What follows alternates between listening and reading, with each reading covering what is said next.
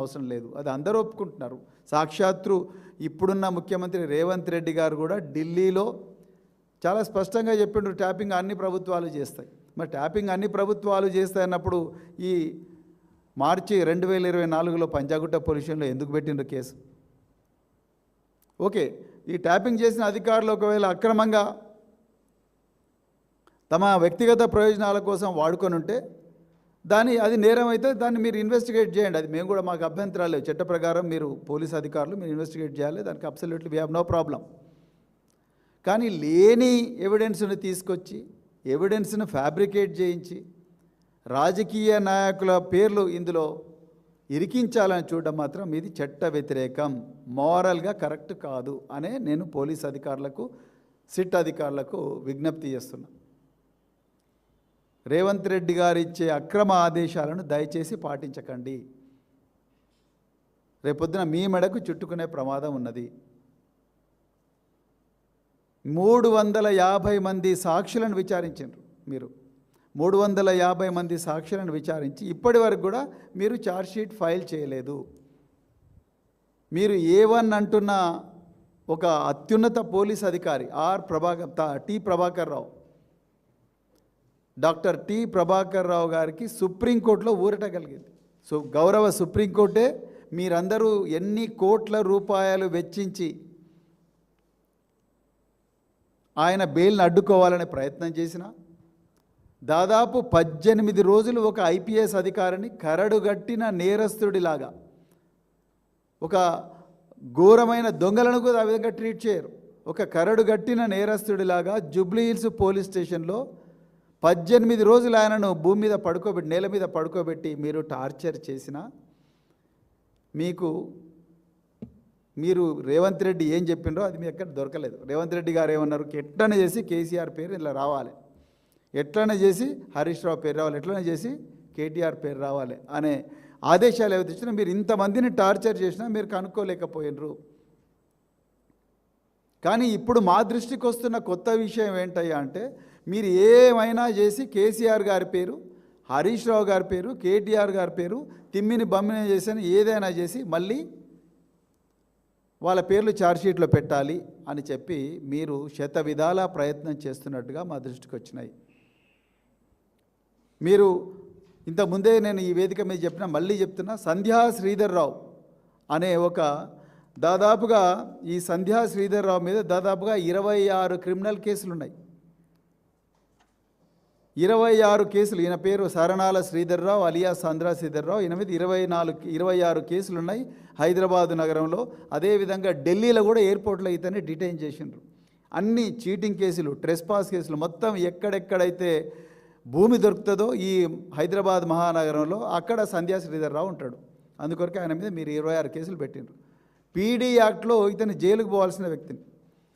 ఇలాంటి సంధ్యా శ్రీధర్ రావును పట్టుకొని మీరు అతనిని మీ కబ్జాలోకి తీసుకొని అతనిని బలవంతంగా ఎమ్మెల్సీ నవీన్ కుమార్ పేరు చెప్పించి, అదేవిధంగా మళ్ళీ ఎమ్మెల్సీ నవీన్ కుమార్ పేరు మాత్రమే కాదు, ఇంకా ఎవరెవరి పేర్లో మీరు ఇందులో పెట్టే ప్రయత్నం మీరు చేస్తున్నారనేది చాలా క్లియర్గా మాకు తెలుస్తూ ఉన్నది.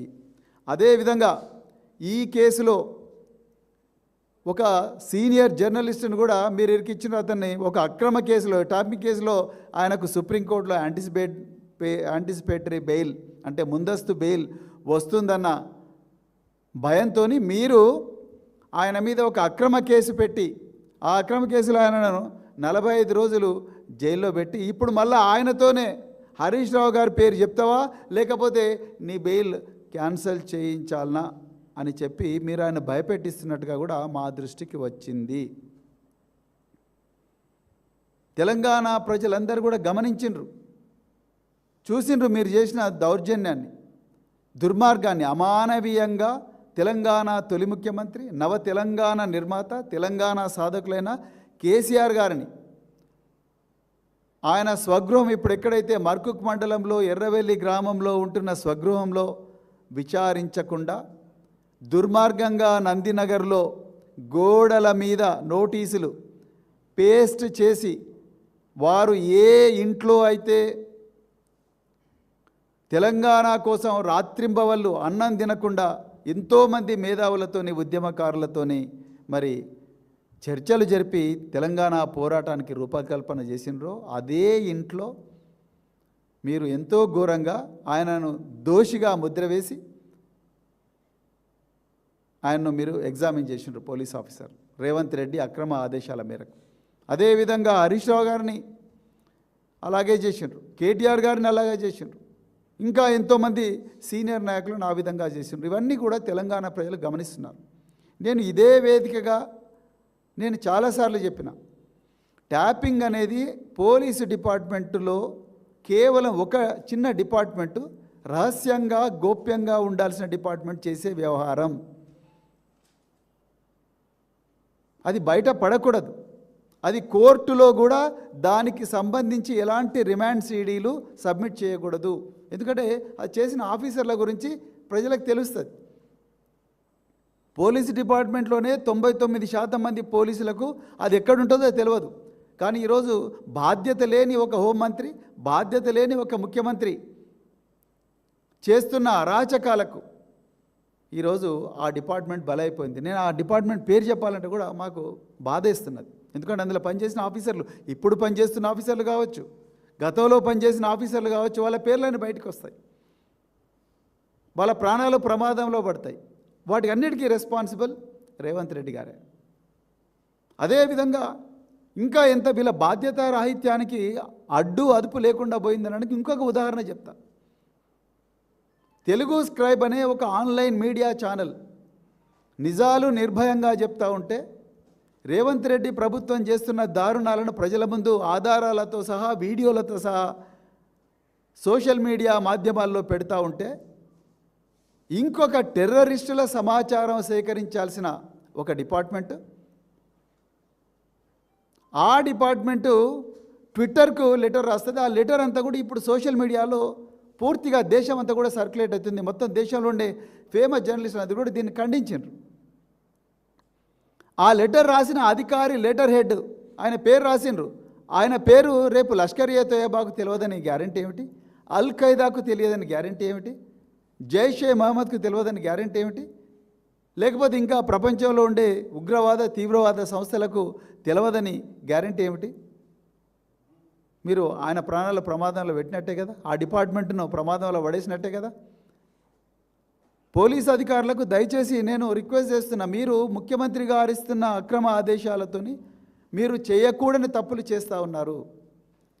ఈ ట్యాపింగ్ కేసులో ఉండే ఒక జర్నలిస్టును, నిందితుడిగా మీరు చేర్చిన ఒక జర్నలిస్టును మీరు మళ్ళీ మళ్ళీ పిలిచి నువ్వు హరీష్ రావు పేరు చెప్పవా, లేకపోతే బిడ్డ నువ్వు మళ్ళీ జైలుకు పోతావు, నీకు ప్రమాదంలో ఉంటుంది అని చెప్పి మీరందరూ కూడా టార్చర్ చేస్తున్నారన్న విషయం మాకు తెలుస్తూ ఉన్నది.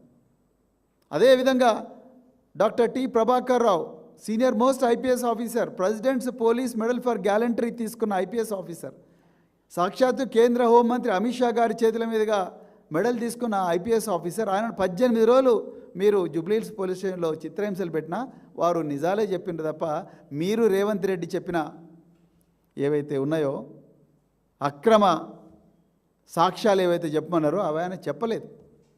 రాజకీయ నాయకులకు పోలీస్ డిపార్ట్మెంట్కు ఈ ట్యాపింగ్ వ్యవహారంలో సంబంధం ఉండదు, అది ఎస్టాబ్లిష్డ్ ఫ్యాక్ట్. దాన్ని మళ్ళీ మళ్ళీ మీరు తప్పని రేవంత్ రెడ్డి గారి అక్రమ ఆదేశాల మేరకు ప్రూవ్ చేయాలని ప్రయత్నం చేస్తున్నారు. ఇది తప్పు. ఇది రాబోయే రోజుల్లో పెద్ద నేరంగా పరిణమిస్తుంది. దయచేసి జాగ్రత్తగా ఉండండి పోలీసు మిత్రులారా. ముఖ్యంగా సిట్ అధికారులకు, వాళ్ళని గైడ్ చేస్తున్న అధికారులందరికీ కూడా నేను ముందు అప్పీల్ చేస్తున్నా, రిక్వెస్ట్ చేస్తున్నా, please follow your conscience, please follow the law, please follow the conduct rules of All India Services, please follow the police manuals, not the illegal instructions of your home minister Shri Revanth Reddy గారు. ప్రజలందరికీ కూడా, media మిత్రులందరికీ కూడా నేను మళ్ళొకసారి గుర్తు చేస్తున్నా, 1994లో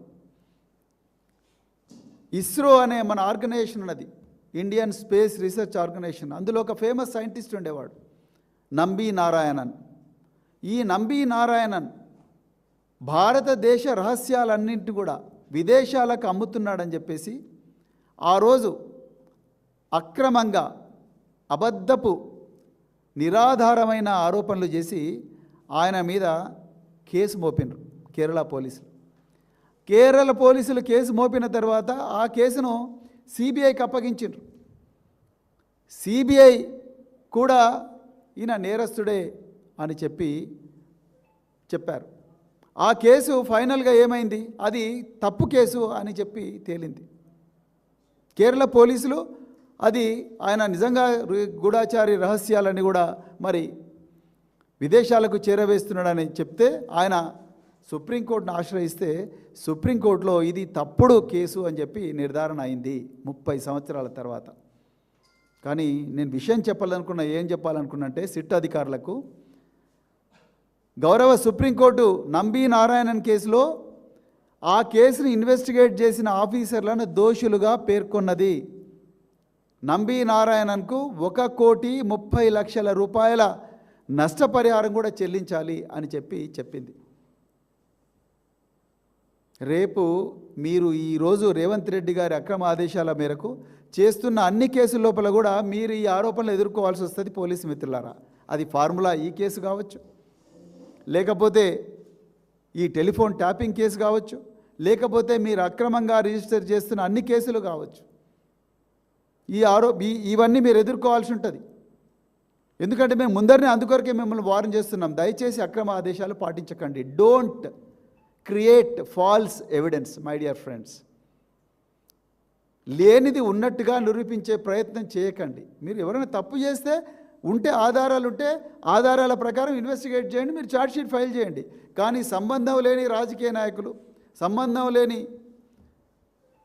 ఎక్కడ ఎవిడెన్స్ లేకపోతే కూడా వాళ్ళందరినీ ఇప్పుడున్న వాళ్ళను సంధ్యా శ్రీధర్ రావు లాంటి వాళ్ళతోని రకరకాల అడ్డమైన స్టేట్మెంట్లు ఇప్పించి, అదేవిధంగా ఇప్పుడున్న నిందితుల్లో కొంతమందిని బెదిరించి మీరు ఇస్తారా ఇవ్వరా కన్ఫెషను, మీరు హరీష్ రావు పేరు చెప్తారా చెప్పరా, కేసీఆర్ పేరు చెప్తారా చెప్పరా అని చెప్పి బెదిరించి మీరు ఎవిడెన్స్ కలెక్ట్ చేసి రేపు మీరు ఛార్జ్షీట్లు ఇవన్నీ చేసి ఇబ్బంది పెడితే ఒకటి ప్రజలు తిరగబడతారు. రెండవది దీని మీద రేపు చట్టబద్ధమైన విచారణ జరుగుతుంది. తెలంగాణ పోలీస్ కండక్ట్ రూల్స్ ప్రకారము, లేకపోతే తెలంగాణ కండక్ట్ రూల్స్ ప్రకారము, all India services conduct rules ప్రకారము. అదేవిధంగా మరి ఈరోజు బిఎన్ఎస్లో ఫాల్స్ ఎవిడెన్స్ క్రియేట్ చేసి ఎవరైతే తప్పుడు ఇన్వెస్టిగేషన్ చేస్తారో వాళ్ళ మీద కూడా చర్యలు తీసుకునే ప్రయత్నం ఉంటుంది. అదేవిధంగా మీ మీద సివిల్ డ్యామేజెస్ కూడా వేయబడతాయి మీరు నిజంగా ఈ తప్పుడు పని చేస్తే. అది ఒక రోజులో తెగే వ్యవహారం కాదు. అందుకొరకే నేను నంబి నారాయణన్ పేరు మరి ప్రత్యేకంగా ఉదాహరించాను ఇస్రో గూఢచర్యం కేసులో. అలాంటి పరిస్థితి మళ్ళీ ఈ కేసు కూడా వచ్చే ప్రమాదం. ఈ కేసే కాదు, మీరు ఇప్పుడు పెడుతున్న అన్ని అక్రమ కేసులు ప్రశ్నిస్తే కేసు. ఇవాళ మా సీనియర్ నాయకుడు క్రిషాంక్ ఇవాళ సంగారెడ్డి జైల్లో ఉన్నాడు. అట్లా ఇప్పటికి 4 సార్లు పంపించిన ఆయన. మీరు చేయని నేరానికి కొడంగల్ ఎక్స్ఎమ్మెల్యే నరేందర్ రెడ్డిని 50 రోజులు జైల్లో పెట్టిండ్రు. ఇవన్నీ కూడా రేపు చర్చకు వస్తాయి. ఇవన్నీ రేపు విచారణ ముందు నిలబడాలి. అందుకొరకే నేను దయచేసి మీరు ఈ పనులు చేయకండి అని రిక్వెస్ట్ చేస్తున్నా. నిన్నగాక మొన్న మా డిప్యూటీ ఫ్లోర్ లీడర్ మాజీ మంత్రివర్యులు హరీష్ రావు గారు చాలా క్లియర్గా ఆయన దృష్టికి వచ్చిన విషయాలు ప్రజల ముందర పెట్టిండ్రు. హరీష్ రావు గారు, కేటీఆర్ గారు, ఇంకా సీనియర్ నాయకులు ఎవరైతే ఉన్నారో వాళ్ళ ఇళ్లల్లో ముందరున్న సీసీటీవీ కెమెరాలన్నింటినీ కూడా